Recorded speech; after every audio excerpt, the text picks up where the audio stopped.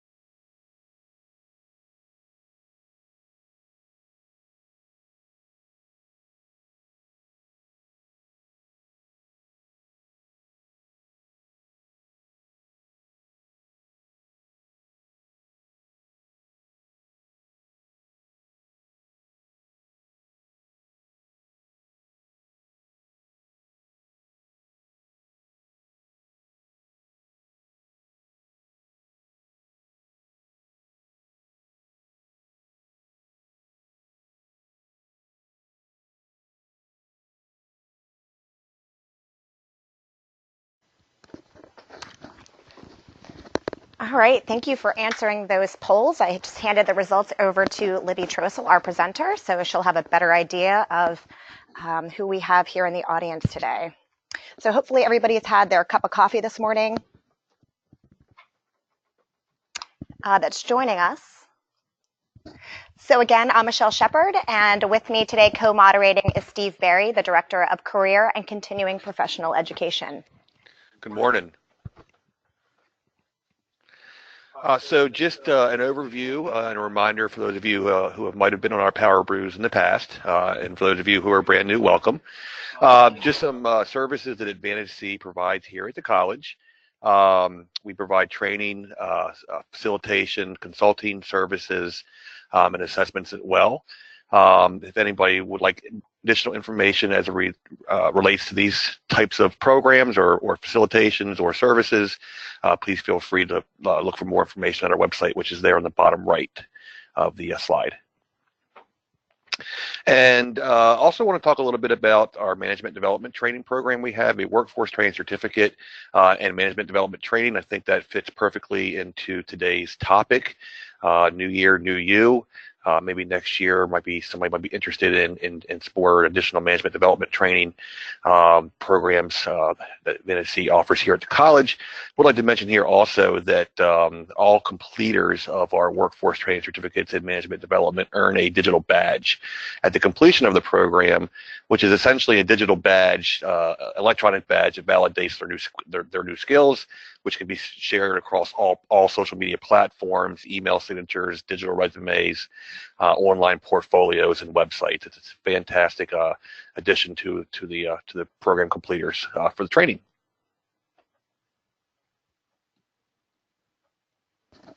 Okay, so a lot of you that have joined us in the past will recognize this screen. It's just an overview of how to use your control panel. So the top right red arrow there will collapse or expand your screen. And there's also a webcam option that you can move the webcam around on your screen, make it smaller. Our presenter today, Libby Trostle, encourages lots of questions today. So there is a question pane on the bottom right. So go ahead and write in some questions, and we'll get to them as time permits during the PowerBrew today. If there's any questions that we don't get to, we will certainly follow them up through email when the PowerBrew is over. And today's PowerBrew is New Year, New Improved You, presented by Libby Trostle.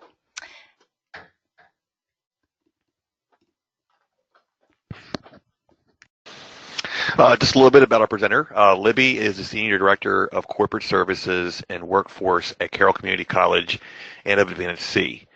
She holds a Senior Professional in Human Resources certification from HRCI, as well as a Senior Certified Professional certification from the Society of Human Resource Management.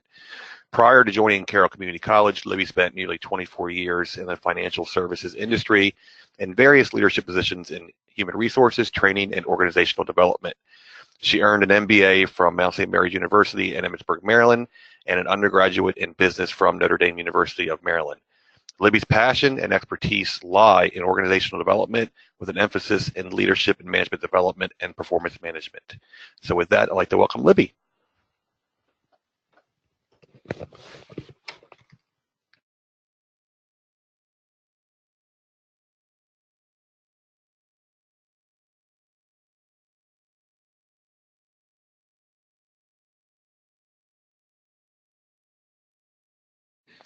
Okay, technical difficulties. Sorry about that. Good morning, everyone, and thank you for joining us for today's PowerBrew. New year, new you, hopefully new improved you for the coming year, which is right around the corner. So it's that time when we start thinking about our organizational goals for the coming year, in this case 2019, and it is also the time when we should be thinking about our own professional development. Excuse me, here we go. So I see from the poll that about half of the people on the call today are in some type of a management position, whether you're a line leader, department leader, or area manager. And we have about 15%, excuse me, that are in senior management positions. And then we have about 31% who identify themselves as a staff member or team member, and 8% are business owners. So that's kind of the mix that we have on the call today. So I just want to kind of preface this discussion by saying that we're going to talk about you today. However, some of the things, if you're a manager, some of the things that we're going to talk about, I want you to also kind of keep in mind for conversations with your employees and your team members. So you see on your screen, you have the cobbler, and I guess it's probably not, I'm sorry, I'm losing my train of thought. It's probably not unknown that the person that cares for others often neglect or may neglect their own needs. So with the cobbler, you have this situation where the saying, the old adage, the cobbler wears no shoes. That's because he's always making shoes for everybody else. Or you might hear also the cobbler's children has no shoes because they're, caring for everyone else, all their customers, and they neglect their own needs or their own children's needs. So we're going to focus on you today so that we're not neglecting our own needs. So in the case of the audience today, like I said, about more than 50% of you are managers. You might be looking after your own employees, your own team members. You might be neglecting your own needs. You may be looking after others in your personal life, and you may be neglecting your own needs. So today we're really going to focus on you. So I just want to put the emphasis there. So why professional development? Why is this topic so important? First of all, because you are your most valuable asset, and you need to invest in you in order to be your best you.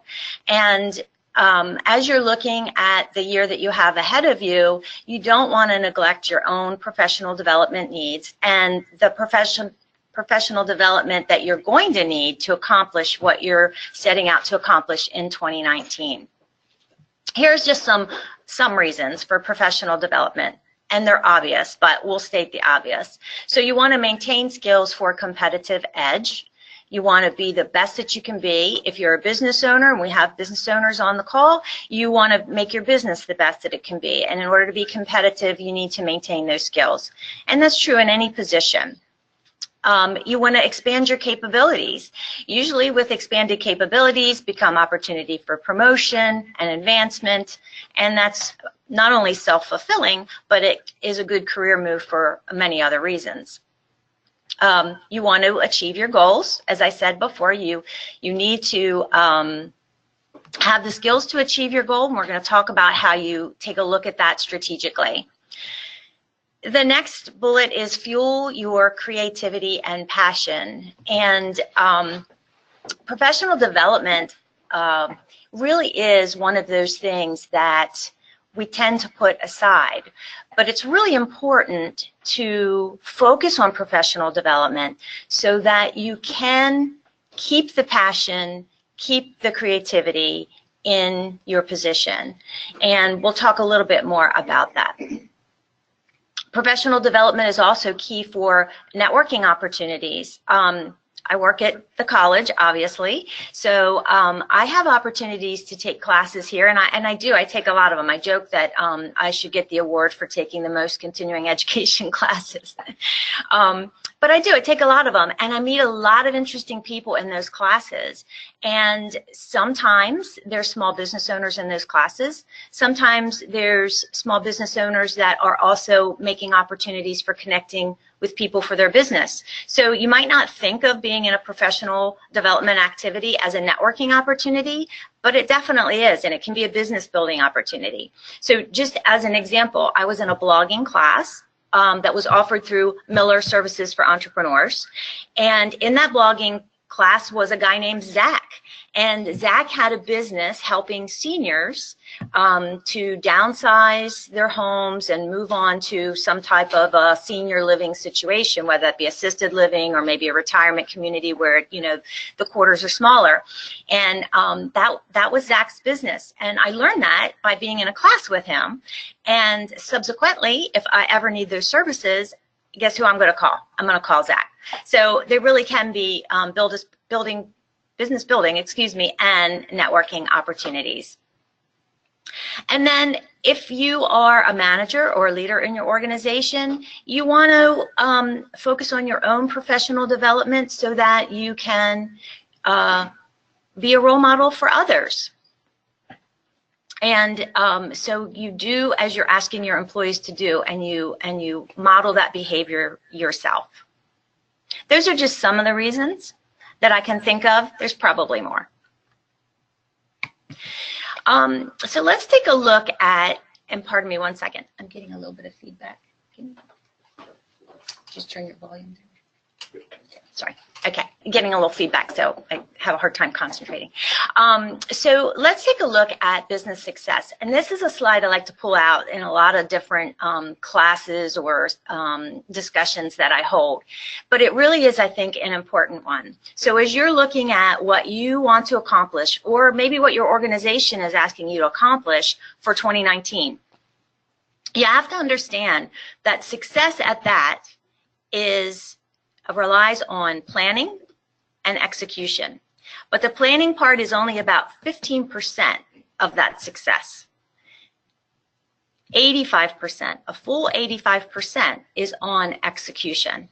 So I can come up with the best ideas in the world, but unless I execute them, I'm not going to be successful. That just makes sense, right? The same is true for your organization with your employees that are working on your team. You have to be thinking about, when you're making plans for your team, do your employees have the skills to execute or carry out your plan?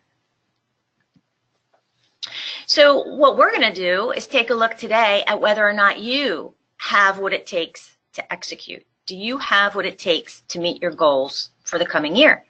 And as I said before, this is the time of the year where we start looking at those goals. And you can't just look at the goals and set the goals. You have to think about how you're going to execute them. And do you have what it takes to execute them successfully?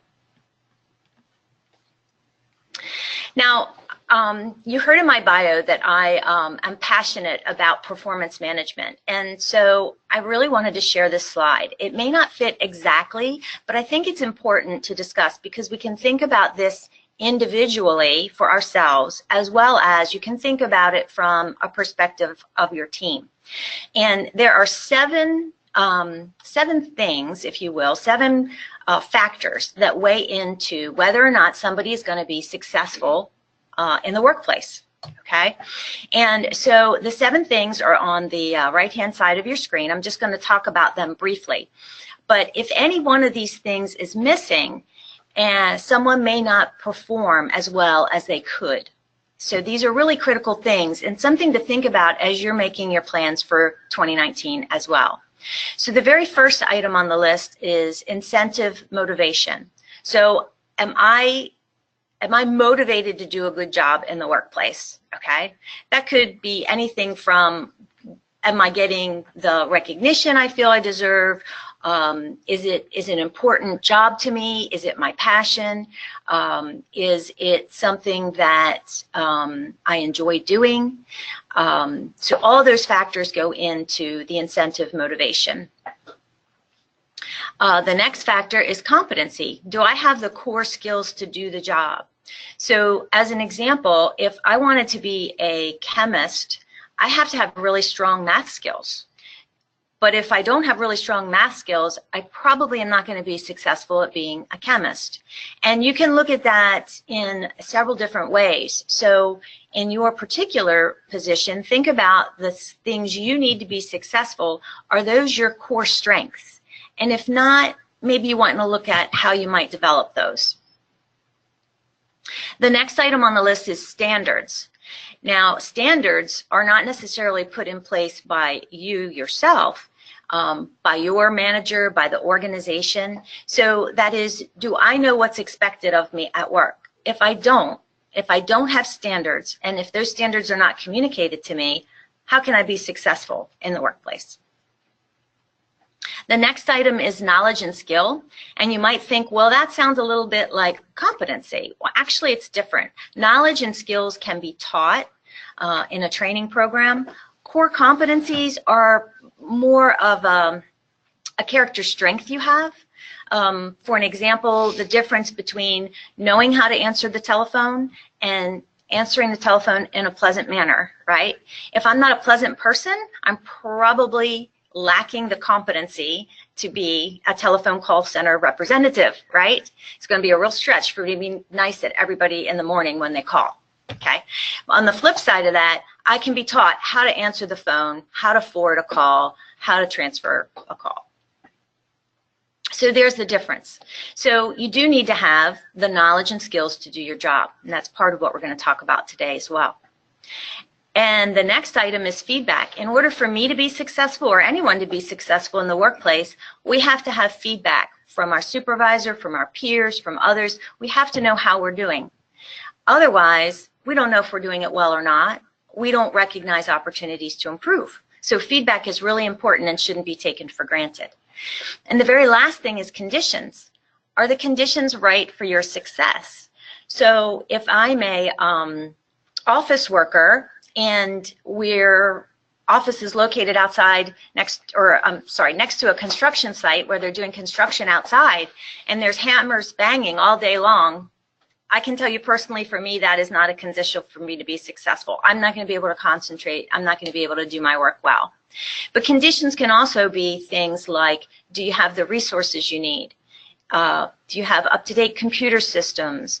Do you have people on site that can help you with things readily available? Those conditions are all things that go into helping people be successful in the workplace.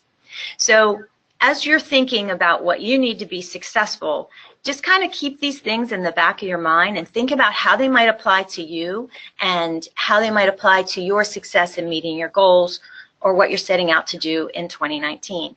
And then again, if you're a manager or a supervisor, take this information and think of it in context of your team. If you have someone that's not performing well, you really want to be looking at these 7 areas to see if you are creating the recipe for success that that individual needs.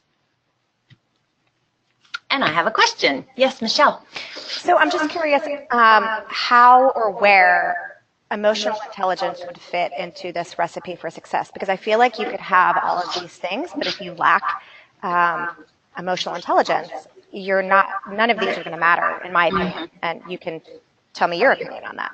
Okay. So I look at emotional intelligence as a competency. Because some facets of emotional intelligence are natural to people. With that being said, and I know I'm kind of contradicting myself, there are ways to build an awareness of emotional intelligence and demonstrate emotionally intelligent behaviors. So it is a skill that can be learned. For some people, it can be a struggle because it's not in their nature. It's not innate to them. They may be very task focused and not relationship focused. Well, they really have to stretch themselves to be relationship focused, or to remember to recognize people in the workplace and ask about how their day was before you ask them where that report is that you're looking for, right? So it is, I think, a competency, but it also is one where you can learn the behaviors that emulate strong emotional intelligence. And behaviors can become habits, and habits can become a competency if you work at it hard enough. Good, thank you. Does that answer your question? Yeah, it does. Good. Right, very good. Okay. Doesn't that look warm and inviting? A fireplace, right? It's not as cold today as it has been in recent days, and definitely not yesterday. It was kind of nice, actually. I bundled up yesterday and got to work, and I thought, oh my gosh, it's like 55 degrees outside. You might wonder why there's a fireplace on your screen. Well, that's because I want to be sure to tell you something. And I didn't want to put it as an afterthought because I think it's really important. I think it's important in order for people to be successful in the workplace is that they take time out to put the air between their logs. Now, give me a second. You know, I've watched my husband over the years. We have a gas stove now, so now we joke all you have to do is flip a switch and the fireplace comes on. But I've watched him over the years. For years, we heated our home with a wood stove. And the art of building the perfect fire was something he was proud of, right? But I learned that perfect fire, it wasn't all about jamming the logs into the wood stove and packing the paper in there really tight. You had to have air in between in order for that fire to do anything other than smolder, in order for it to catch on and breathe and to produce the flames. Well, professional development is like that. And so think of professional development as the air between your logs. In order for you to be successful at work, you have to give yourself a breather, so to speak. You have to take time out for yourself to fuel your passion, to allow creativity.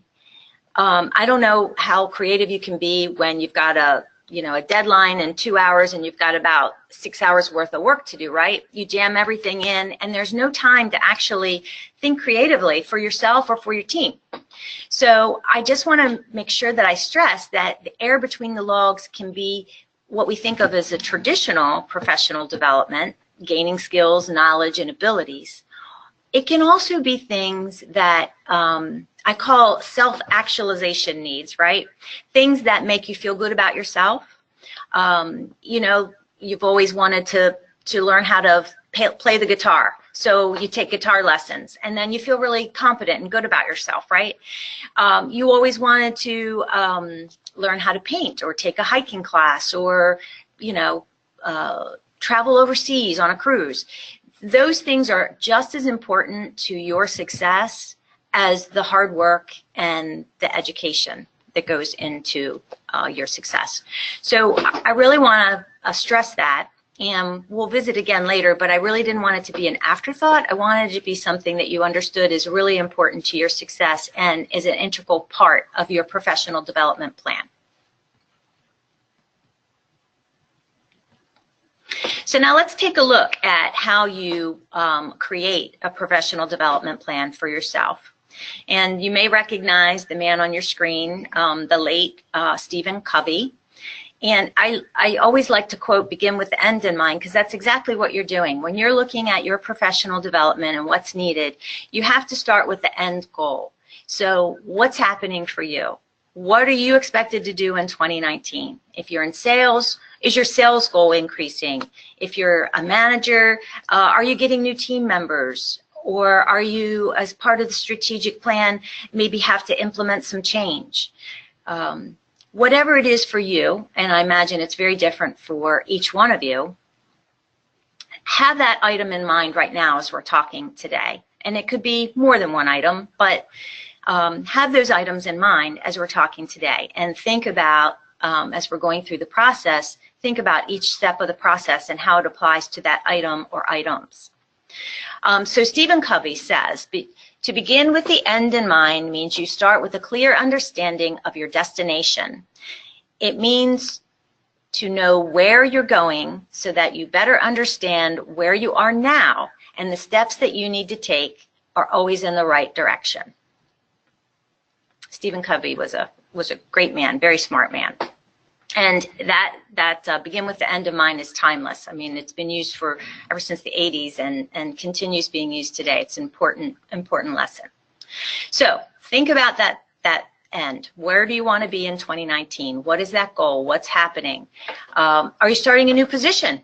Right? If you're starting a new position, there might be things you need to do to prepare for that, and that you're going to need to do over 2019 to be successful in that new position. So have those things in mind right now. Oh, we have a question. Hi, Libby. Just real quick. We're sitting here right now. We have 2 days till Thanksgiving, so everybody's kind of thinking about what they have to do, shop, cook, travel, whatever. Next month, we get into the holiday season. Next thing you know, you're January, February, March. How does one find time for professional development when it seems like we're always being pulled in 3, 4, 5 different directions between kids, sports, coaching, things like that? It just seems like our day is already taken up. Mm-hmm. Well, you raise a good point. So I'm gonna reflect back to the cobbler, right? And what happened to the cobbler? His children had no shoes, right? So think of it this way. Number one, my answer to you is you have to make time. You have to make time. You have to schedule it. Just like you schedule a meeting with somebody in your department or with your supervisor or with a coworker, you have to schedule the time. Professional development time. Mark it in your calendar as me time. This is the time for me. So actually, I have this a little bit later, but I'm going to talk about it now because you asked the question. And so what does it mean if you don't control your time? So as I was thinking about this presentation today, I'm thinking about my days in banking.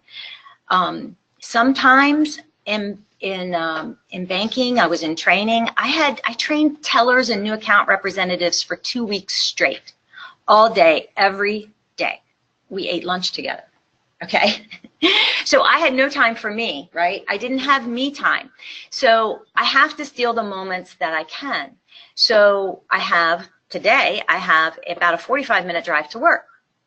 That's a great time for me time that I can do professional development. And we'll talk about some of those ways in just a little bit. Or, you know, I do get a lunch break. In the case of teller training, we ate lunch together, so I didn't have to eat lunch with them. Break away for some private time. If you are working in town in Westminster, go over to the library and spend some me time, you know, nibble on your crackers or carrots or whatever you eat for lunch, and spend a little quiet time working on your professional development. There's lots of things we're going to talk about today, opportunities to learn online. So, you know, you got your earbuds, you got your laptop, go sit on a park bench somewhere. So you have to create it and you have to schedule it. And I know I'm making it sound really easy. It is not. It is not really easy. It is very difficult. And the thing that falls to the back burner is this. But what I'm here today to say is you can't let that happen. You have to work very hard not to let that happen. And you have to make that me time. You have to have a commitment to your own professional development because, and I'll say it multiple times throughout the webinar, you are your most valuable asset. Without you, right? You know, if you're working and you're, you know, you don't even have to be the breadwinner in the family. Your family's depending on your success in the workplace. Your opportunities depend on your success in the workplace. If you want to advance and your goal is to, you know, move up to a leadership position, a management position, or move up the corporate ladder, your professional development is going to have a lot to do with that and how successful you are and your ability to do that.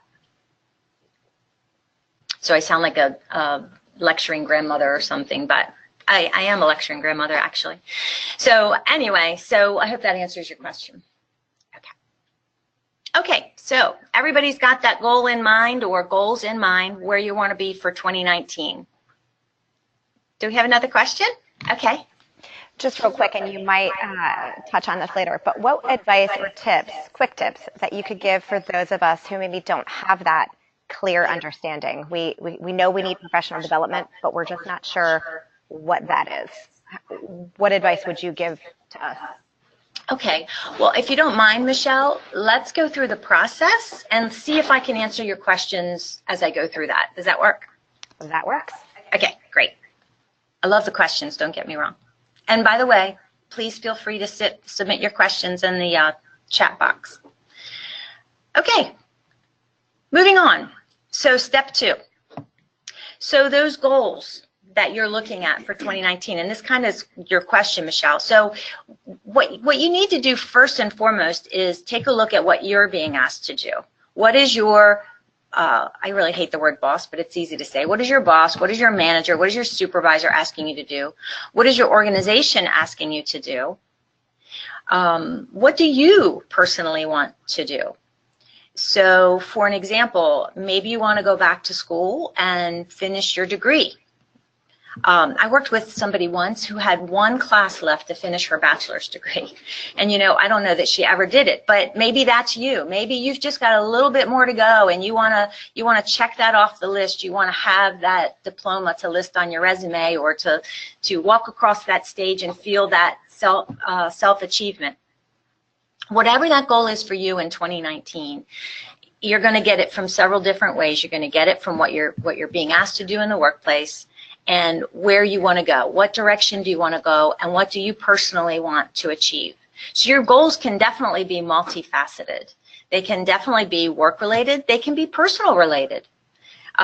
So maybe your goal is to, I gave the example before earlier, maybe you want to learn to play guitar. I wanted to learn to play guitar. I bought a guitar. Michelle, do you remember that? I got a guitar for Christmas a couple years ago. Yeah. How's that going?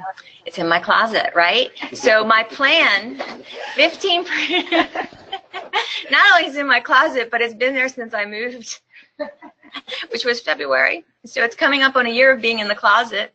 I guess it's still there. Haven't looked.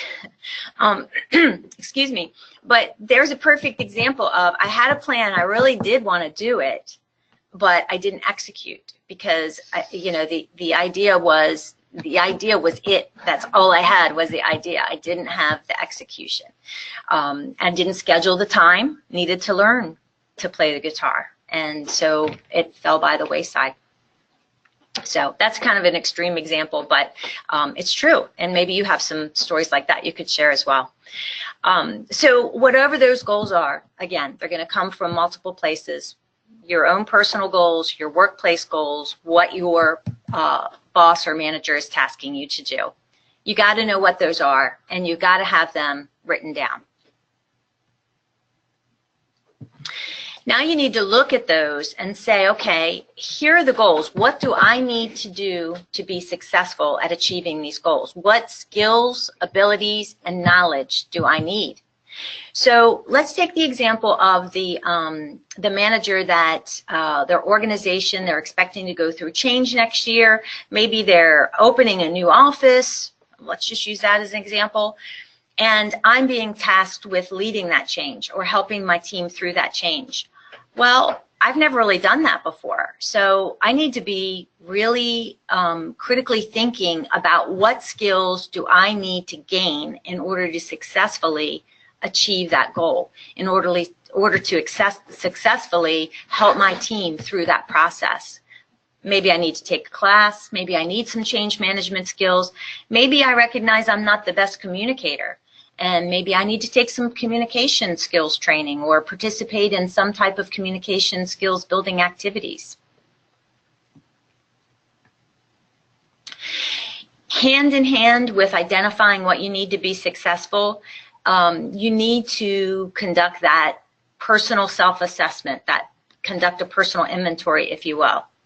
Does anybody recognize what that is down there in the lower right-hand corner? Anybody from the audience recognize what it is? If you know what it is, go ahead and put it in your questions box.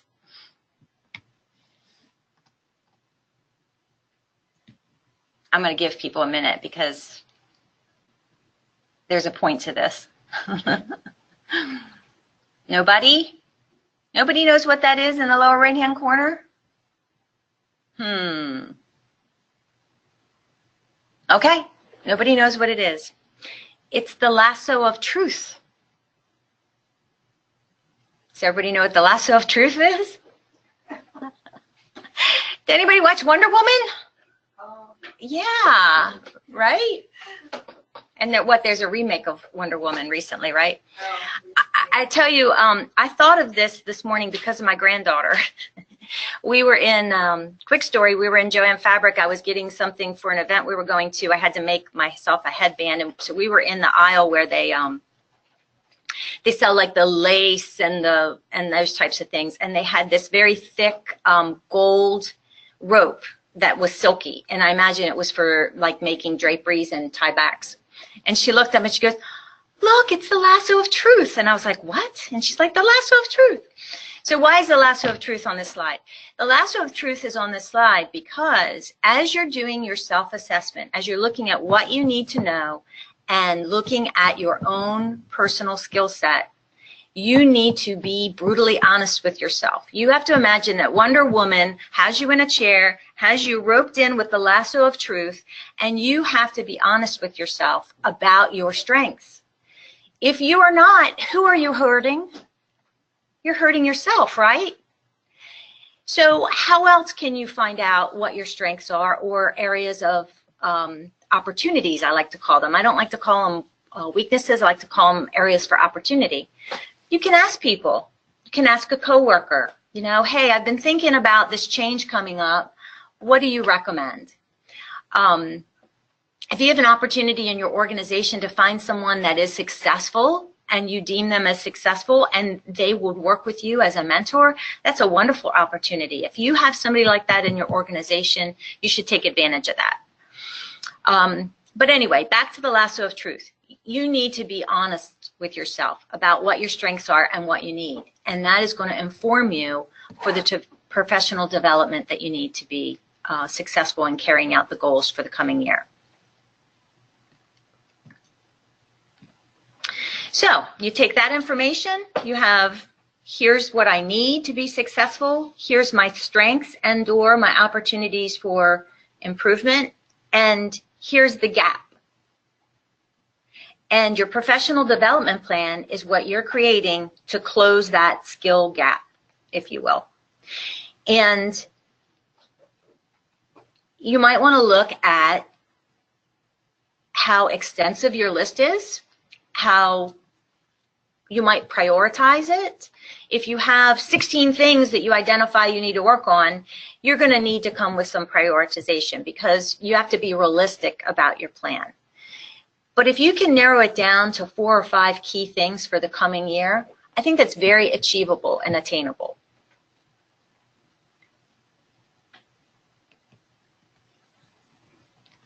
Once you identify your needs, then you have to come up with strategies to increase your skill set and the resources to do it and a timeline.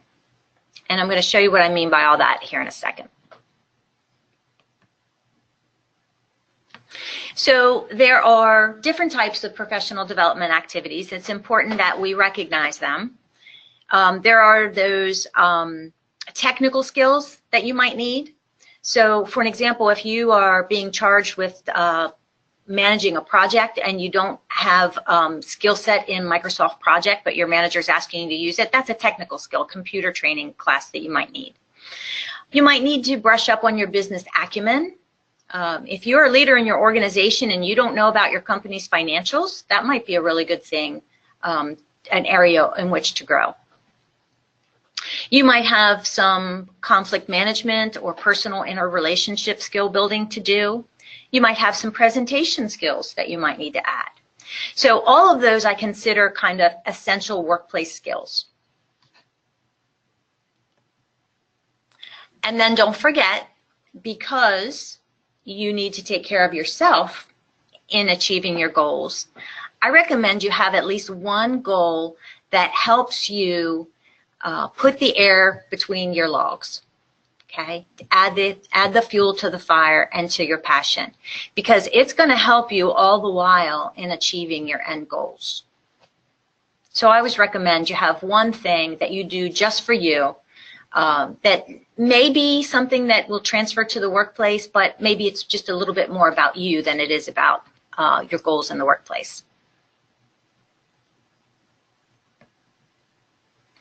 So on your screen, you see an example of a professional development plan. Now, it's kind of little, and we'll be happy to share this, email this out to you. It's just a simple template. You can just type into it, or you can handwrite it if you want. But the most important thing is your professional development plan needs to be written down, okay? You commit it to writing, and you not only commit it to writing, but you keep it in a place where you can revisit it often and make sure that you're on track. So the very first column there is, what is the goal? So you identify the goal. And when you identify the goal, let's see if I can skip ahead.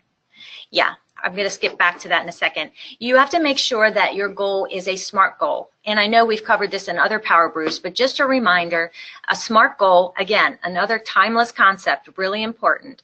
As you create a goal for yourself or for your organization, you have to make sure that your goal has all the elements using the acronym SMART, S-M-A-R-T. S meaning specific. The goal must be specific. If it's not specific, how will you know when you achieved it, right? It must be measurable. It must be attainable. That goes back to the realistic. You don't want to come up with 16 things you're going to do next year, because I can tell you that, I mean, you could achieve it, don't get me wrong, but I can tell you personally, I would never try and tackle something like that because I'd be doomed to fail. You have to make sure it's relevant. The goal has to be relevant to what it is you're trying to achieve. In this case, relevant to you meeting your goals. And time bound. That is, you have to have a target date or a date for completion of that goal. So if we go back to the plan, so the very first item, again, was strategic goal, again, using your SMART goal. And the second column is, you have to say to yourself, okay, of that goal, what am I going to need to add to my skill set? What skill sets, what competencies do I need to add to achieve the goal? So that could be communication skills, strategic planning skills, business acumen, computer skills, whatever that skill set is to achieve that goal. And the next item is, what are some resources that you can use to help you achieve those skills and competencies? And then lastly, the target date. And I'm going to give you an example of an actual one. So here's just one of those rows filled out. So let's say this is a strategic goal for an individual that's in a sales position. So their goal is increase sales by 10% over the previous year. Is that a specific goal? Yes. So you take the previous year goal, let's say it was $100,000, and you want to increase it by 10%. That means your goal for next year is $110,000, if I did my math right. Math's not my strong suit, by the way. The next thing is, well, okay, so I'm taking a personal inventory of myself. What am I good at right now? and what areas do I need to build in order to achieve this goals? Well, you know, I'm really good at relationship building and talking to clients, but, you know, I seem to leave a lot of business on the table. I just can't, you know, say, will you buy? Close the sale, so to speak. So I know I need that. And then the second item, you know, when somebody comes back, even when I say, can you buy, somebody comes back and I have a hard time negotiating or coming to an agreement on the final terms. So those are the two things I identify. So for each one of those items, I'm going to identify some resources and strategies. So for my sales closing skill, I'm going to take a class at Carroll Community College. How about that? Because they offer sales training. And then for the negotiating skills, a resource that I identify is I'm going to read the book Getting to Yes by Fisher and Ury. It's one of the best, probably the most noted works on negotiation skills as far as business skills go. And then I give it a target date. So I'm going to have it completed by January 15th. I'm going to take the class. Let's say it's January 5th or whatever, and then January 31st. So I've now identified specific things that I'm going to do in order to meet the goal, and I'm giving myself an assigned target date. So within that framework right there, I've completed everything that I need to do to make that a SMART goal. And Steve, you already asked about this earlier, so I just want to remind you that as you're looking at the resources for achieving your goal, one of the main resources is time. And so you need to schedule time. And I bet you that if you ask people what's more difficult for you to come by, time or money, you can kind of get more money. You can't get more time, right? So time is difficult, and that's probably the hardest part of the execution. So just be sure not to skip the step of scheduling your time. And the beauty of having this now at the end of 2018 is that your calendar is probably not completely empty, but I know mine hasn't really booked up for next year. Go through month by month and schedule that me time that we talked about earlier to make sure that you have time to revisit your plan and you have time to do the professional development things that you want to do. Okay, so here we have low cost and no cost resources. So I thought that I would take an opportunity to share some ideas with you. And I would say that as we're talking here, if there's any ideas that you've used for your own professional development, you can share them. You can just put it in the questions box and we'll share it out with everyone. But the number one thing, and these are in no particular order, but the number one thing on the list is podcast. There are tons and tons of podcasts, free and low cost. And I'll share some of those websites with you here in a minute. Webinars like this one. If you are on this webinar, and I meant to say this earlier, you are taking the first step to your own professional development. And some of you are with us every month without fail. And I commend you for that effort and for you taking this time to develop yourself. Books and audiobooks. So audiobooks you can get through Audible. You can get audiobooks at the library. So if you can't afford Audible, you can go to the library and you can check out audiobooks. And if you have a library card, you know it's free. As long as you get the books back on time, it's no cost. And then books. I like a Kindle because I can carry a lot of books with me. And did you know if you have friends that have Kindles and they have books on their Kindle, they can share their book with you for 2 weeks and you can read it? So that's kind of a cool thing. I recently did that, and you know, so think about that. You may have people that can share books with you, and then that makes it low cost. Blogs are everywhere. There's a blog for everything. And there are a ton of great professional development blogs, whether it's sales skills, leadership management, communication skills, you name it. There's a blog for everything. Internet articles and white papers. Harvard Business Review does some awesome white papers. And if you subscribe to their magazine, you get a free subscription to, I'm not sure that they call them white papers, but it's the same concept. I think they have another name for them. And you can download them, and you can also share them with other people. So that's a really cool value. It's like $99 for the year. Business magazine. So I get a lot of these. I get Harvard Business Review. I get Fast Company, which is practically free.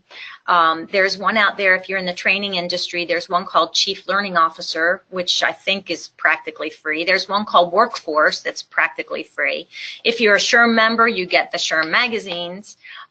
There's lots of periodicals. And again, you can go to the library and check out these periodicals for free. Don't discount professional association events. A lot of times there is an element of those events that has a learning opportunity within it, and I would take advantage of those. Many times your company will pay for them, so I consider that a low cost, no cost. Networking events, you can learn a lot from other people, and a lot of times those networking events will have some type of professional development or learning opportunities as well. And then of course there's continuing education and classes and workshops. And I'm not just saying this because I work at the college. As I mentioned to you before, I'm like a student here as well as I work here. And we have a lot of great programs for the value. And people don't understand, I think, all the items that the college offers. So here's some sample resources for you, and this is not by any means, this doesn't even scratch the surface of what is out there. I'm sharing this to prove to you that anything you want to learn, you can find a resource on the internet. And you know, if learning is not your thing, you can find, if reading is not your thing, hopefully learning's your thing, because this is professional development. If reading is not your thing, I don't do that so well. I'm not one that sits down and can read a book, but I'll listen to a podcast, or I'll join in on a webinar or something like that. So, you know, there's lots of options for whatever your learning style is. So I just Googled, okay, and Google is your friend here. Top 10 leadership blogs. There's a link. You go there, they give you 10 really top leadership blogs, and they talk about why the Experience to Lead website talks about why they feel those are the top leadership blogs for 2018. 11 best self-development podcasts to supercharge your growth. How can you not join that free resource? 7 time management blogs that'll make you more efficient. The best sales blogs. Ultimate list of 55 different sales blogs. Okay, and blogs are free. There might be a little advertisement that pops up, and some can get annoying, but there's a lot of good information out there. People are sharing this information with you for free. And then 7 websites for HR professionals, and SHRM is one of those. And then there's a couple more that I noticed that I never even heard of. So again, the reason I'm sharing this is to tell you, you can Google anything you want to learn. Just put in blogs, webcasts, and you'll get a list of resources just right there at your fingertips. It's amazing. I couldn't believe it how quickly I found these things. So we'll share this PowerPoint with you. So if you're interested in any of these, but I have to tell you, I did not vet every one of these. I'm just sharing them as an example of how easy it is to find these free resources. And again, I just want to make sure that I make you aware of the classes here at the college. We have these I consider our most popular. People from the business community are taking these classes. Leadership training, management supervisory training, computer software, of course, you know, your Microsoft Word, Office, Excel, Access, QuickBooks, anything like that. Sales and service, customer service, sales skills, negotiation skills, communication skills, presentation skills, conflict management skills. All those skills are things that I consider anybody in working in any business, no matter what industry, can use. So I just wanted to share those. They are our most popular. I want to draw your attention to the 2 brochures that you see there. The first one is called Skills for the Workplace, and we put that out. We mail it to businesses. You can always pick a copy up here, or you can just go on our website and see all this stuff. But the one in the background is called Balance, and you can't quite see the name there, but I want to point it out to you because it goes back to what I was saying before about having air between the logs, right? We recognize that people have to have balance. You have your work balance and you have your personal enrichment balance or your life balance. And the college's continuing education area encompasses both those things. So not only can you learn how to operate a computer, but you can learn how to cook French cuisine. So you can look to us for both of those areas is the point that I wanted to make. And so I guess I just want to wrap this up and summarize this by, again, reminding you that you are your most valuable resource. You are going to be as successful as the time you put into helping yourself be successful. And that starts with your professional development. And I don't know, I guess that there's probably no other way to say that other than to say you are your most valuable resource. And you are as good as you're, how do I say this? Well, let me back up. You are only as good as you help yourself to be for your family, for your job, for your own professional success. And with that, does anybody have any questions? Please feel free to submit them. So we do have a question here, and the question is, two managers are talking about training their employees. The first asks, yeah, but what if we train them and they just leave? The second responds, what if we don't train them and they stay? Indeed, you'd think that training would be a huge priority in the corporate world, and yet it isn't. Why? After all, if managers know training their employees is good for business, why don't they do it? That's a really, really good question. So some of you may have heard that, the worst thing to do is train an employee, or some people say train an employee and they'll leave. The worst thing you can do is not train an employee and they stay. And so I think the reason for that is twofold. First of all, I think that in the daily business plan, people do not provide resources for training and don't make professional development a priority because they're focused on meeting those goals. But what they fail to recognize is that the way you meet those goals is by having those employees highly trained in order to execute your plan. So if your strategic plan is failing, it's probably not for lack of training or not for lack of planning. It's for lack of making sure your employees are prepared to do what you're asking them to do. It is huge. And I just have to say that, I meet with a lot of business owners and HR folks, and some of them may say, well, we want to offer employee training because it's a benefit. Well, it is a benefit, but it also is an essential part of helping that employee do what you want them to do. You can't ask an employee to do something and then don't give them the resources to do it. And I'll take you back to that, like that pie chart. That can be a problem for performance in the workplace. Have you really helped the employee be successful? And here's a real controversial statement, but an employee leaving can be a reflection on a management's inability to do their job. And so here comes that lasso of truth, right? If you're a manager, you probably don't want to believe that. But if you lose an employee, or you have an employee that you have to let go because they're unsuccessful, not always, there are cases, but you might want to look at, did you do everything that you needed to do to help that employee be successful? And do that kind of a self-evaluation in that situation. Great question. Thank you. Whoever sent that in, thank you. Any others? No? Okay. Well, with that being said, Michelle, I'll let you talk about the last slide, and thank you everybody for your time today.